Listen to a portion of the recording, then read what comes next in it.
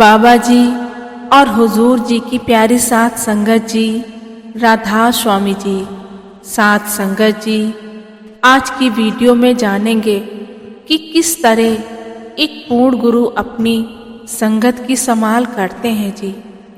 कोई भी गलत शक्ति हाथ नहीं लगा सकती और ना ही उनका कुछ बिगाड़ सकती है जी।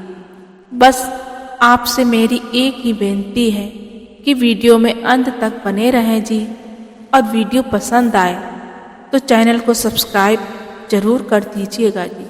साथ संगत जी, जब हमें एक पूर्ण गुरु की शरण मिल जाती है और हम उनसे नाम लेकर सतगुरु के हुक्म में रहकर भजन सिमरन करते हैं जी, शब्द की कमाई करते हैं, अपनी मन मर्जी की भक्ति को छोड़ देते हैं, तो हमारी भक्ति कितनी मुकम्मल हो जाती है, आज हमें इस घटना को सुनकर पता चलेगा जी। साथ संगत जी, मध्य प्रदेश के मलाबा आंचला का एक गांव है। उस गांव में एक सत्संगी परिवार था जो बाबा जी से जुड़ा हुआ था। उनका अपने सतगुरु पर अटूट विश्वास और हमेशा सतगुरु के भाने में रहना पसंद करते थे जी। लेकिन वह कहते हैं ना, कोई दुख तकलीफ या कोई ऐसा हादसा हो जाता है, इसके बारे में हमने सपने में भी नहीं सोचा होगा, और तब उस समय हमें अपने आसपास एक ऐसी अदृश्य शक्ति को महसूस करते हैं जी, जो बुरे समय में भी हमारी संभाल कर रही होती है। और फिर हमें ये एहसास होता है कि ये हमारे बाबा जी के अलावा और कोई नहीं हो सकता है जी।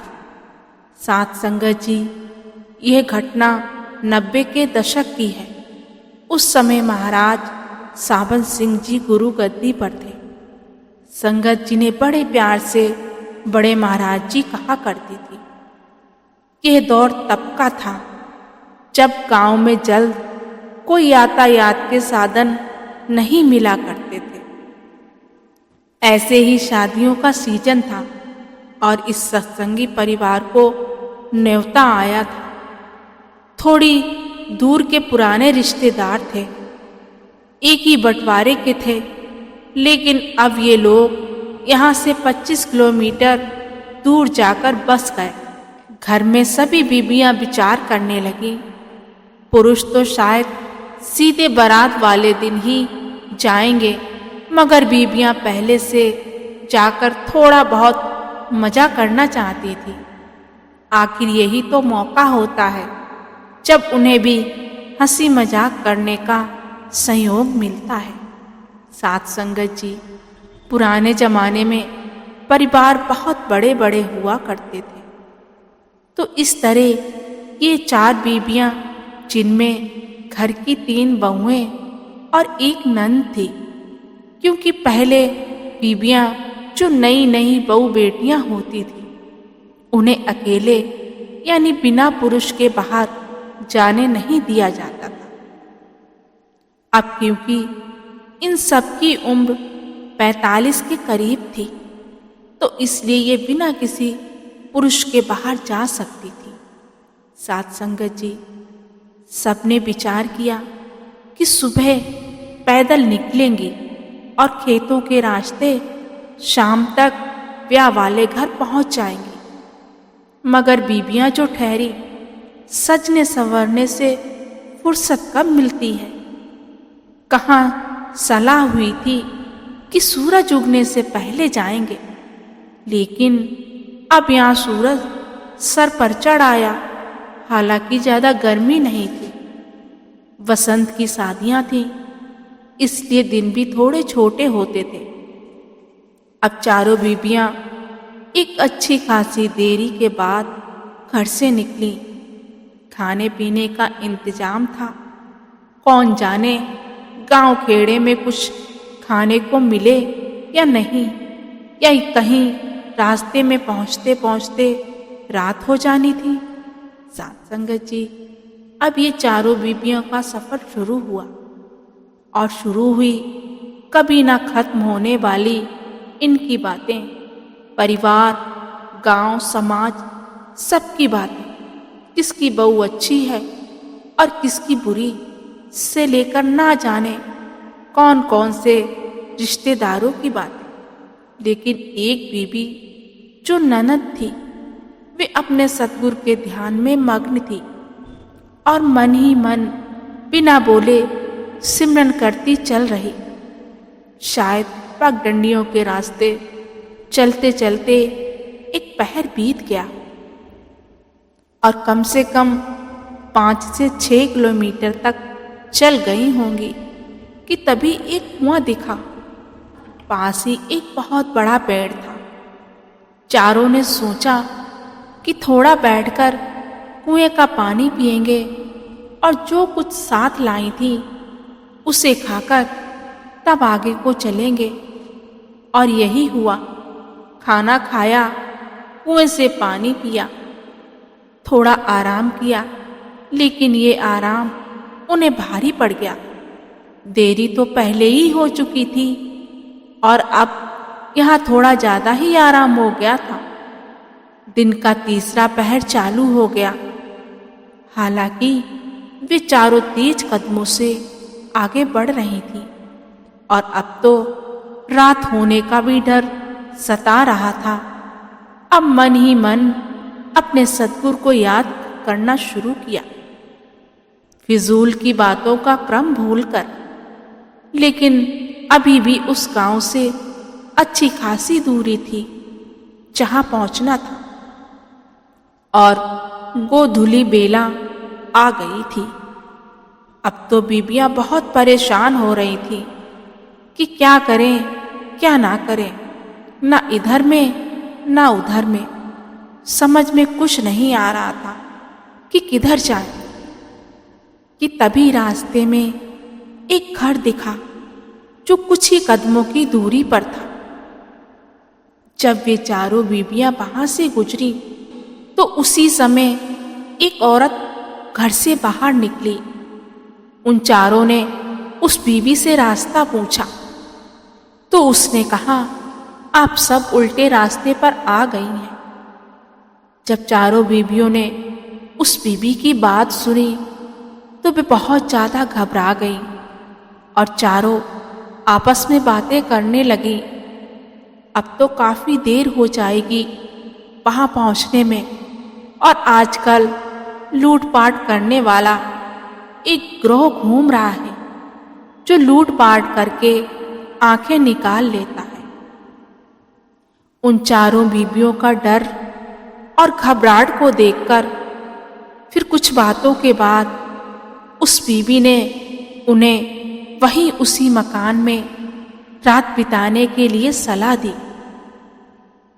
यहाँ उन चारों बीबियों के पास और कोई रास्ता ही नहीं बचा था, तो चारों बीबियां वहीं रह गईं।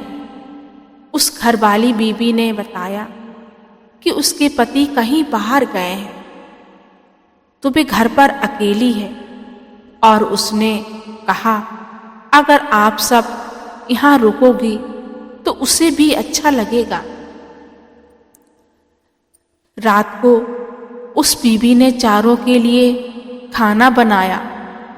खाना बेहद साधारण था, रोटियां और साग, लेकिन खाने में कोई स्वाद नहीं था।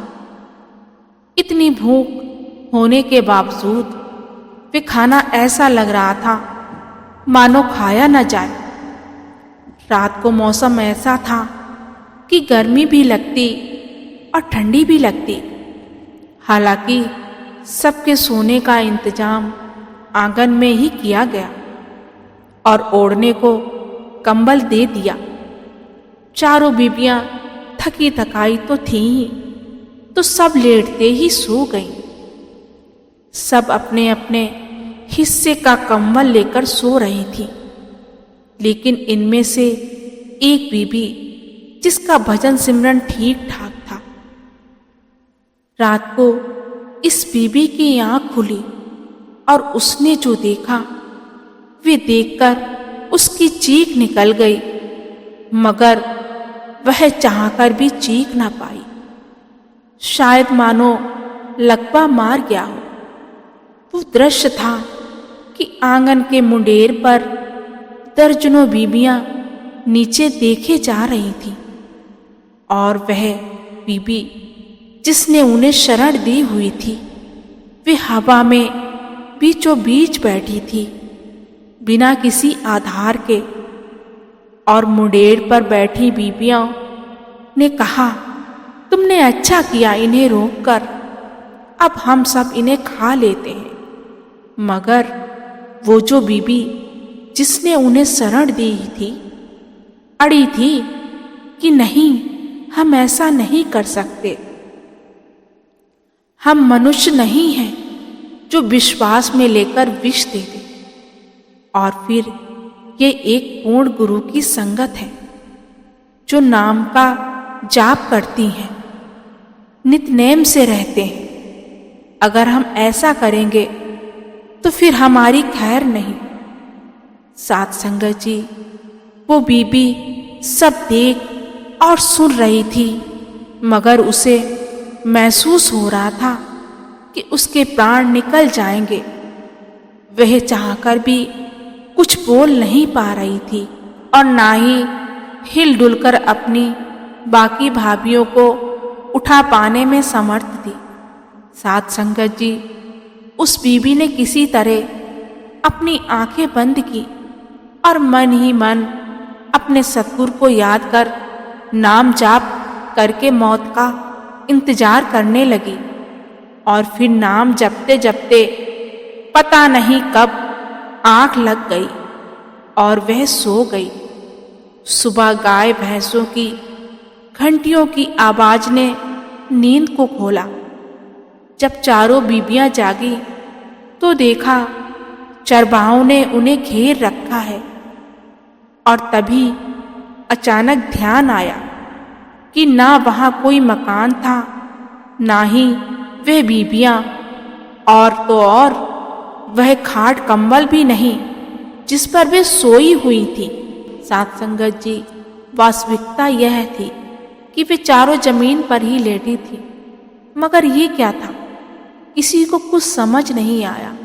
और उस चौथी बीबी ने, जो उन सबकी ननद थी, उसने रात की बात बताई कि उसने क्या देखा।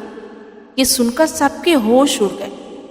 पता नहीं वे बीबी कौन थी, मदद करने वाली कोई देवदूत जो सतगुरु ने उसके पास भेजी थी उनकी संभाल करने के लिए, या कोई बुरी आत्मा।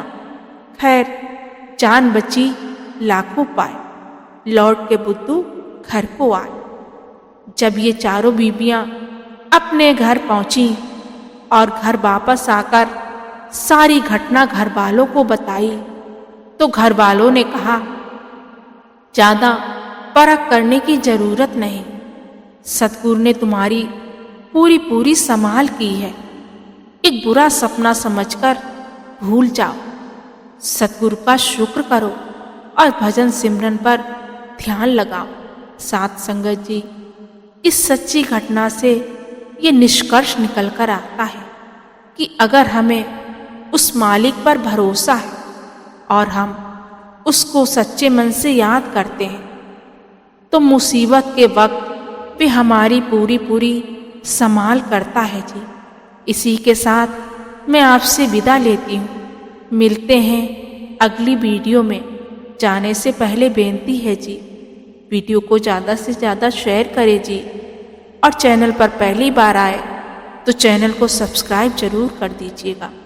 गुरु प्यारी साथ संगत जी, राधा स्वामी जी।